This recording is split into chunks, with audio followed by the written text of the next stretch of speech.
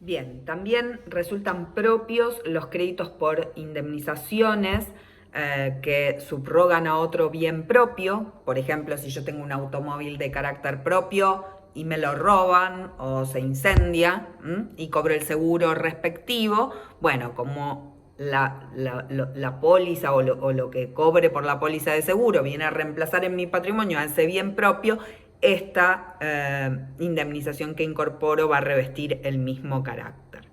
También, como principio general, entendemos que va a ser propia la indemnización por despido, en la medida en que se desvengue extinguida la comunidad o antes de su entrada en vigencia, y también son propias las indemnizaciones que se reciben o que reciben cualquiera de los esposos por consecuencias no patrimoniales y por daños físicos, es decir, todas aquellas sumas que vengan a reparar daños estéticos, bueno, físicos, padecimientos, etc. En materia de indemnizaciones, por ejemplo, no revisten el carácter de propios el lucro cesante, porque viene a sustituir los frutos del trabajo que, como dijimos y vamos a repetir después, son de carácter ganancial. Me queda aquí en materia de bienes propios o de calificación de bienes propios algunos supuestos que son muy específicos.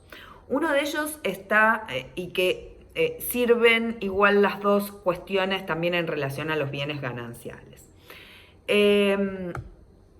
Una es la cuestión de la adquisición de bienes con fondos provenientes de o fondos que tienen diversa calificación. Me refiero concretamente a aquellos supuestos en los cuales alguno de los esposos adquiere un bien y usa para ello fondos de carácter propio y fondos de carácter ganancial. Por ejemplo, en el caso o en el ejemplo que yo di anteriormente, supongamos que yo vendo una casa que tengo de soltera y por supuesto su producido durante el matrimonio va a dotarme de ciertos fondos propios y yo pienso reinvertir esos fondos en la adquisición de un nuevo bien, pero como nos queremos mudar, por ejemplo, a una casa más grande, que es lo que habitualmente ocurre, entonces voy a agregar a esa suma de dinero algo de dinero que ahorré durante el matrimonio, o voy a ahorrar o voy a invertir en ello un bono que cobré por un buen desempeño que tuve en mi empresa durante el matrimonio, que son fondos de carácter ganancial.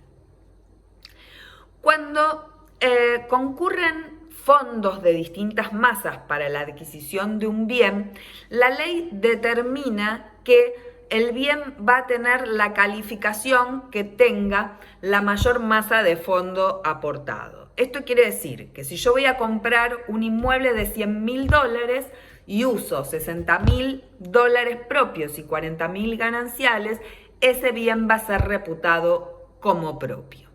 Más allá de que va a ser un bien de mi titularidad porque yo soy la adquirente. Pero claro, esto supone que dentro de ese bien calificado como propio van a quedar atrapados esos $40.000 gananciales.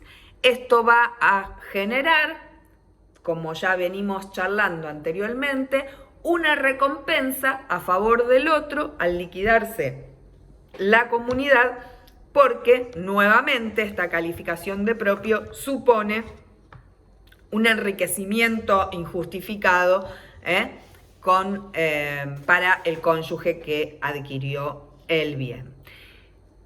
Si fuera la inversa, es decir, si usé $60.000 gananciales y $40.000 propios, sería reputado ganancial y la recompensa sería para el otro cónyuge por los fondos propios aplicados a la compra. ¿Y qué pasa si son iguales? Bueno, aquí hay algunas discrepancias y mientras hay algunos autores que sostienen que rige el principio de ganancialidad, que es un principio según el cual cuando no se puede determinar el carácter de un bien al extinguirse la comunidad se presume en principio su ganancialidad, y otros autores sostienen que como la norma dice bueno, no lo veo ahora, que lo que determina es la suma mayor. Si la suma es menor o igual, quedaría incluida en la otra porción. Es decir, si la suma propia invertida es menor o igual, el bien sería ganancial. Y si la suma ganancial invertida es menor a la propia o igual a la propia, entonces el bien sería propio.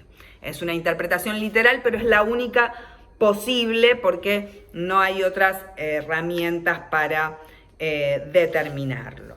Después también se reputan propios las ropas y los objetos de uso personal de uno de los cónyuges. Esto lo determina el inciso N. Y también allí se determina una posible recompensa a favor de la comunidad si se trata de objetos de gran valor y se adquieren con bienes de la comunidad, por supuesto, si no, no tiene sentido la recompensa. Y también se reputan propios los necesarios para el ejercicio de su trabajo o profesión, pero aquí siempre hay recompensa debida a la comunidad si se adquirieron con fondos gananciales. Es decir, que hace como una distinción, ¿no? En lo que tiene que ver con los bienes, con las ropas y los objetos personales, si se adquirieron, siempre son propios, pero si se adquirieron con fondos gananciales, habrá recompensas si son de gran valor. Por ejemplo, pienso en joyas, tapados de piel, que ya por suerte no se usan más, pero bueno, objetos de gran valor estamos hablando, ¿no? Y si son, ¿cómo se llama? Elementos necesarios para el trabajo o el ejercicio de la profesión, entonces también se reputan propios, pero siempre se debe recompensa en caso de que hayan sido adquiridos con dinero de la comunidad. La otra cuestión compleja en relación a la calificación es la que prevé el inciso K, y aquí se trata de un supuesto en el que un cónyuge adquiere sucesivamente porciones indivisas de un mismo bien. ¿Cuál es el típico caso? Recibo una herencia junto con mis dos hermanos. Cada uno tiene un tercio del bien que compone, del bien inmueble que compone el acervo hereditario, supongamos. Luego, ese tercio que recibo por herencia es propio, porque es una adquisición a título gratuito. Con posterioridad, yo le compro a Juan su tercio indiviso y después le compro a Carla su otro tercio. Y pago estos, por ejemplo, la adquisición de estas partes indivisas con fondos de la comunidad. ¿Qué dice el inciso K? Que esas partes indivisas que adquirí son propias. ¿Por qué? Porque siguen la calificación de la parte indivisa originariamente adquirido. Todo esto tiene que ver básicamente con que la ley no admite calificaciones duales, es decir, no puede un bien ser en parte propio y en parte ganancial del mismo cónyuge. ¿Y por qué no puede ser?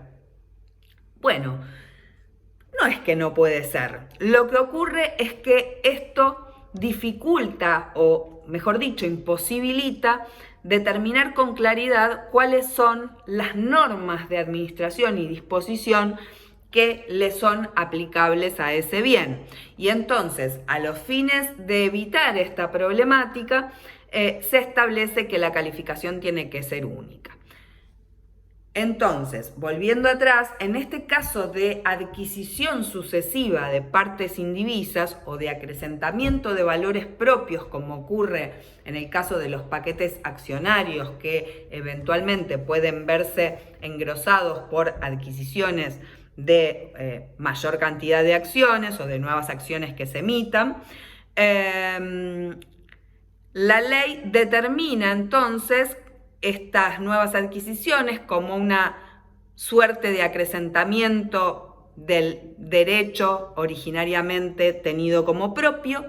Tiene también en cuenta el llamado efecto declarativo de la partición y por lo tanto determinan que si la porción adquirida originariamente fue propia, esto se va a extender a las restantes. Sin perjuicio de qué, de que si esas porciones indivisas posteriores fueron adquiridas por dinero ganancial, entonces habrá nuevamente un derecho de recompensa a favor de la comunidad que se va a materializar en el momento en que esta comunidad se extinga. Quiero insistir en que, porque es un error bastante común, problemática que aparece en los parciales habitualmente, son distintos los supuestos del inciso K y del inciso que referimos anteriormente cuando uno adquiere un bien con fondos de distintas masas.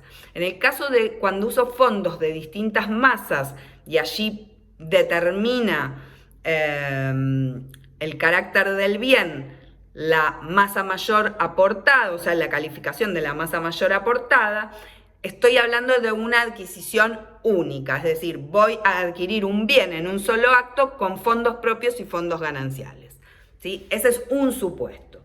Este supuesto del inciso K supone que yo no adquiero todo el bien en un solo acto, sino que voy adquiriendo sucesivas partes indivisas en distintos actos o adquisiciones sucesivas, aunque no sean necesariamente de partes indivisas. Entonces, en este último caso, la que determina es la porción original.